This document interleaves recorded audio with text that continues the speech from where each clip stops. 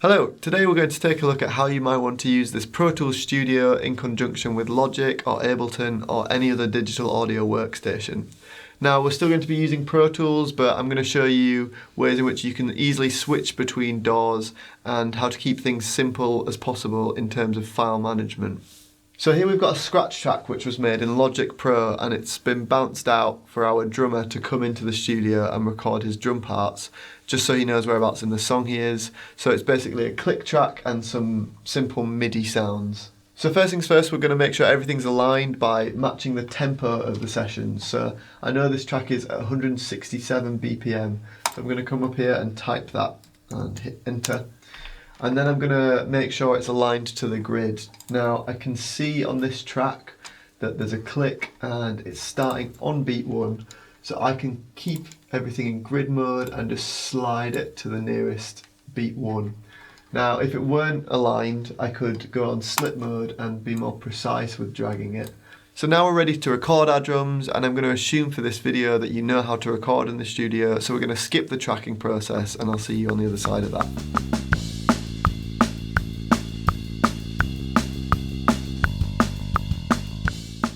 So here we've recorded our drum parts, and all of this information will be in the audio files of our Pro Tools session. But as you can see here, our drummer's done a few takes and I've already comped together the best bits. So I want to keep this information rather than having to figure this all out when I get back home. So the first thing we can do to make things easier for ourselves is to consolidate these files.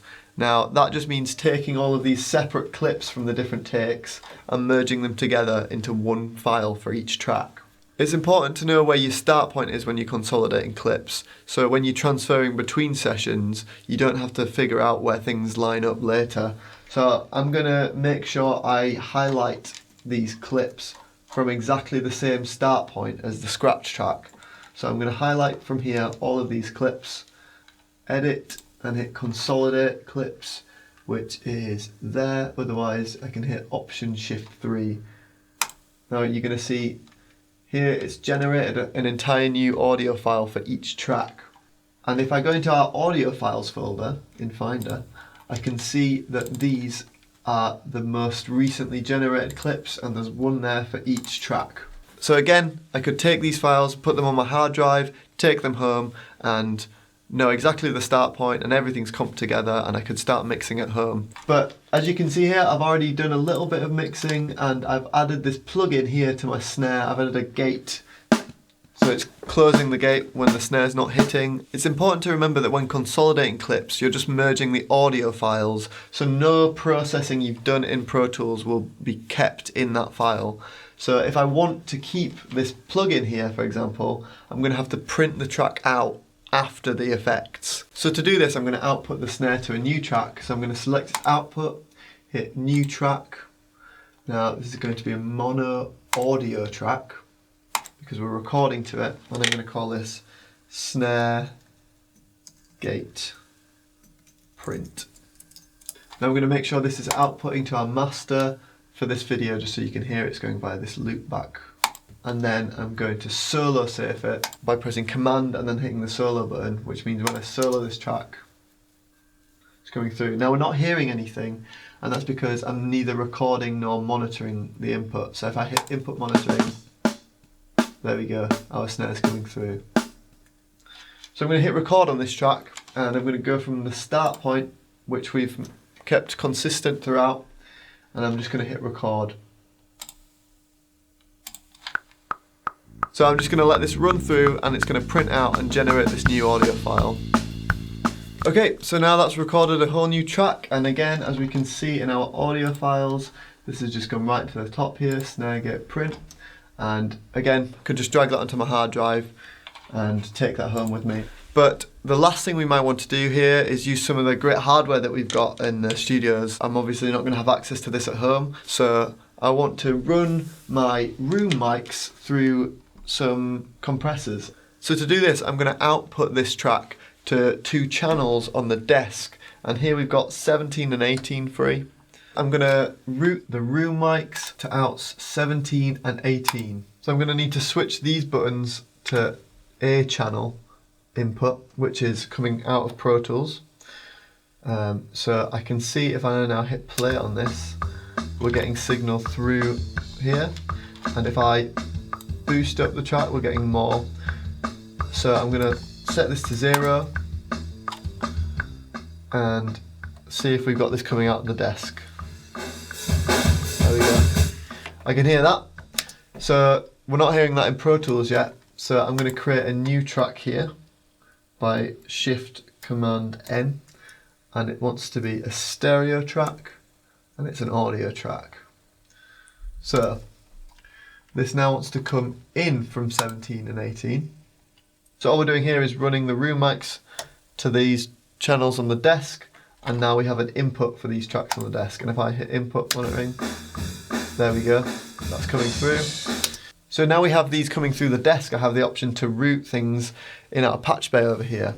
So to do that, I'm first going to press insert, which are these buttons here on both of these. This means it's going to be coming out of channel 17 and 18 sends here. So I'm going to grab some of the Bantam cables, which we keep here, and I'm going to grab 2 blue ones, and let's have a look. What do I want to patch to? I'm going to start with this. This is the 529 compressor, which I can see here, API, and I want to go from channel 17 send to API in left, and I'm going to do the same for 18 and the API right. Now if I hit play, we can see we're getting stuff on this compressor, but we're not getting any sound through, and that's because I need to patch through the return. So I'm going to grab 2 more cables. Let's go for green this time. And I'm going to take it from the API out, and I'm going to go back into 17 and 18's return. When I plug this in, I should hear something. There we go. Turn it down for now. Do the same for 18.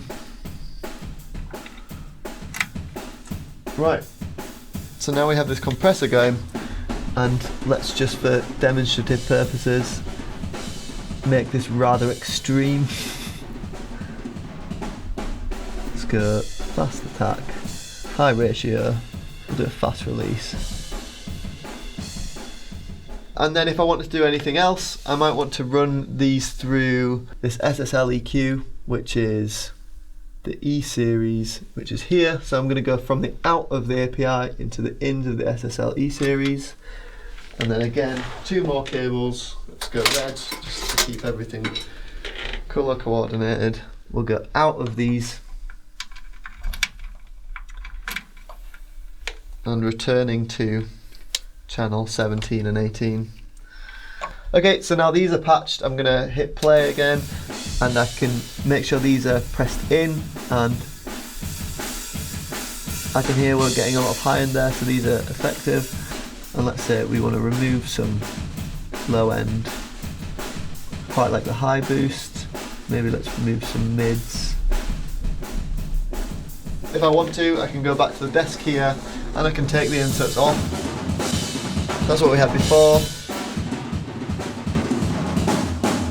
That's what we have now, quite like that.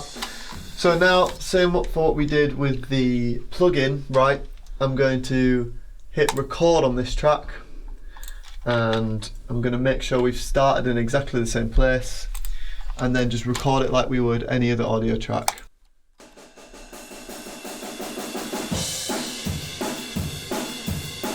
Right, so now that's recorded, we have everything I think we want to take home, and like all of the other things we've done today, it's just going to have come in our most recent files in our audio files folder. So now I can just take all of these, put them on my hard drive, and have everything start at the exact same time. And I've used the compressors and the EQs hardware here, and I've also used some of the plugins, and I've got the most out of being in this room while I've had access to it, and now I'm going to take it home and do the rest of the mix.